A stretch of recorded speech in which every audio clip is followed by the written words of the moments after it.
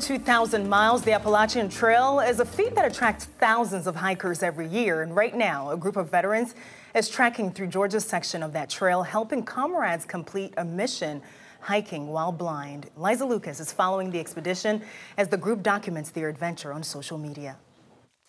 Imagine miles of rugged and rocky terrain, and now imagine you can't see what's before you. Such is the mission for this group of veterans, the Blind Appalachian Trail Program, or BAT, allowing visually impaired veterans to get out in nature and experience the trail. The American and British veterans have some type of visual impairment and are legally blind, some with no light perception at all. With the help of fellow veterans and Lumpkin County deputies, the group is making their way, relying on their comrades and other senses to traverse the trail. Together, taking on heights of more than 4,000 feet from the Georgia border to Springer Mountain, even rappelling 60-foot cliffs, helping those who served overcome adversity and raise awareness about the challenges veterans may face, filled with drive, motivation, and trust, dedicated to the steps before them.